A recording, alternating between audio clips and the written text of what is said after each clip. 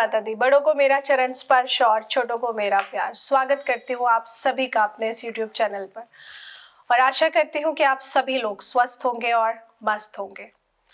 आज हम बात कर लेते हैं शीतला अष्टमी को लेकर।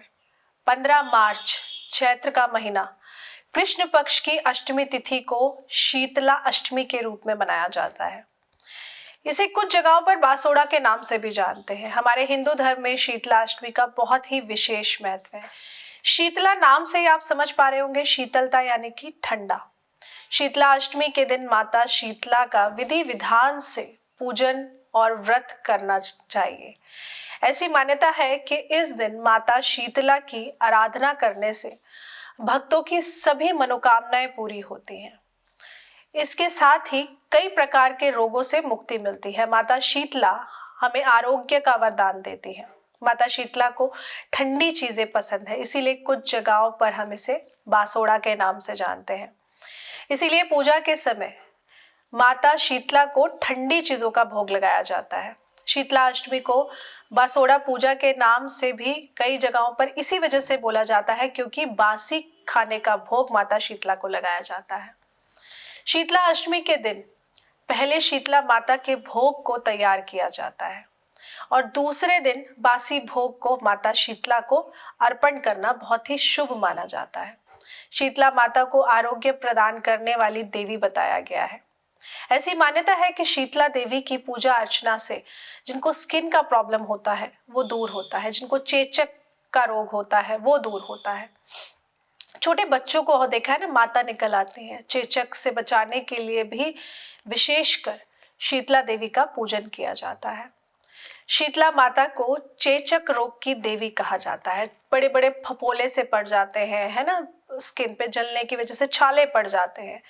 तो जब भी इस तरीके की चीजें होती है तो कहते हैं ना कि आपने माँ के नाम का कुछ पूर्ण नहीं किया है या कुछ गलत कर दिया है, जिस वजह से इस तरीके की चीजें आपके साथ होती हैं। मान्यताओं के अनुसार जो महिला शीतला माता का व्रत रखती है और उनका श्रद्धा पूर्वक पूजन और पाठ करती है, ऐसा करने से अगर उस महिला के बच्चे हैं या वो महिला खुद विवाहित नहीं है तो स्किन संबंधित सभी प्रकार के रोग खत्म होते हैं। और अगर उस महिला के बच्चे हैं, बच्चे को कष्ट है, तो आप देखेंगे कि बच्चों के कष्ट भी धीरे धीरे दूर होने लगते हैं। तो क्योंकि शीतला माता का पूजन हम सभी लोग 15 तारीख को करेंगे, तो ऐसे में शीतला माता का जो भोजन बनाया जाएगा वो 14 को बना दिया जाता है, 14 की रात को बना दिया जाता है।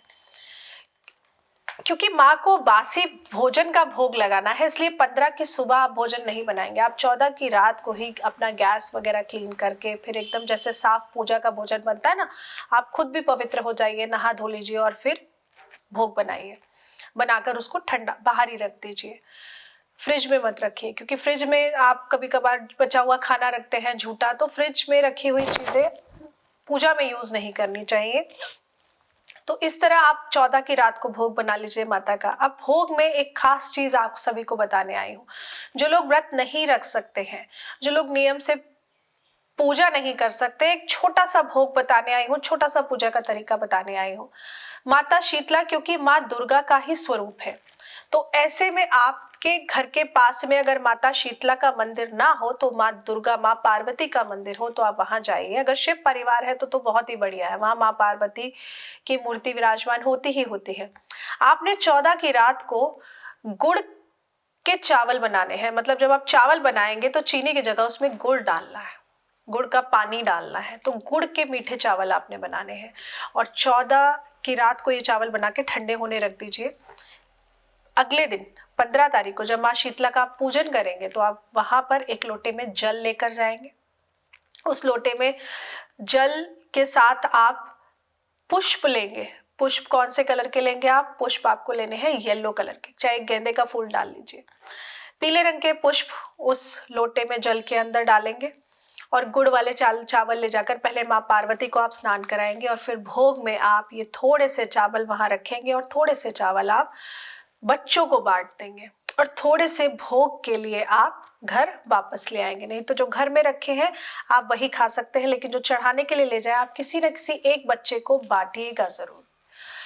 एज इट इज सारा भोग घर में नहीं लाना है। और अगर बच्चे नहीं है बांटने के लिए, आपको लगता है पता नहीं पास के बच्चे लेंगे या नहीं लेंगे, कोई बुरा ना मान जाए, तो आप थोड़ा सा भोग वहीं माता के पास निकाल कर रखाइए। सिर्फ इतना करना है और कुछ नहीं करना। और भोग में बहुत छोटी सी चीज यही बनानी है आपने। लेकिन इस दिन आपको ध्यान ये रखना है कि जब तक सूर्यदेव निकले हुए हैं तब तक आपके घर में गैस नहीं जलनी चाहिए। तो जिन जिन जिन लोगों के घर में बच्चे छोटे हैं, जिनको उनका दूध वगैरह गर्म करना होता है, तो आप गैस का इस्तेमाल ना कर आप ओटीजी या ओवन का यूज़ कर सकते हैं, आप केटल का यूज़ कर सकते हैं। लेकिन कोशिश करिए कि अगर आपके घर में लगता है लोगों को जलने की प्रॉब्लम बहुत ज़्यादा है, स्किन का प्रॉब्लम बहुत ज़्यादा है, तो इस एक दिन का नियम अपनाना शुरू कर दीजिए। आप देखेंगे, इससे खुद ही आप देखेंगे कि शीतला माता का इस दिन का नियम आपने जब से अपनाना शुरू करा होगा तो धीरे धीरे स्किन संबंधित प्रॉब्लम आपकी खत्म होने लगेंगी।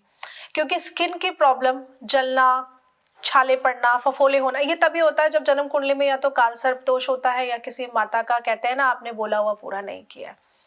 तो ये बहुत छोटे से नियम है, लेकिन अगर आप इन नियम से इस दिन व्रत नहीं रख सकते हैं, सिर्फ माँ को भोग लगा दीजिए और आप कोशिश करिए कि सारा दिन आप वही खाना खाएं। जो आपने खाना है वो भी आपको एक दिन पहले ही बना लेना है। ये नहीं कि माँ को भोग लगाकर फिर आप ताज़ा पका हुआ गरम गरम खाना खाएंगे, नहीं। जो आपको खाना है वो भी आप एक दिन पहले ही, यानी कि 14 की रात को अपने लिए बना के रख लीजिए। 15 को आपने अग्नि नहीं जलानी है, इस बात का ध्यान आपको रखना है। गरम गरम चीज़ों का भोजन नहीं करना चाहिए। तो बहुत छोटी सी चीज़ है, छोटा सा उपाय है। जिन लोगों को सुबह बेड टी की हैबिट होती है तो इसे एक दिन आप बेड टी मत लीजिए। शाम को दिन छुपने के बाद में आप अपना चाय ले सकते हैं। रूटीन से आप अपना अग्नि जलाकर, मतलब जब तक सूर्यदेव हैं, जब तक शीतला अष्टमी की ये तिथि है, बस तब तक आपने अग्नि नहीं जलानी है। ऐसा करने से आप देखिएगा आपके घर में बड़े से बड़े रोग जो स्किन संबंधित बने हुए हैं लोगों को, वो धीरे धीरे आप देखेंगे खत्म होने शुरू हो जाएंगे। तो ये छोटी सी जानकारी मैं आपके लिए लेकर आई थी।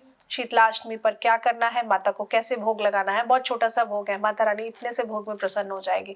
पर भोग लगाइएगा जरूर, करिएगा जरूर, और छोटे से इस भोग से आप देखेंगे बड़े से बड़ा रोग आपका दूर जरूर होगा।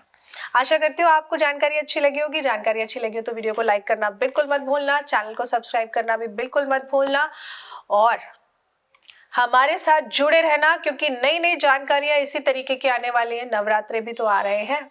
माँ दुर्गा को हम ऐसे कैसे जाने देंगे कि हमें बिना आशीर्वाद दिए माँ चली जाए? ऐसा तो हो ही नहीं सकता।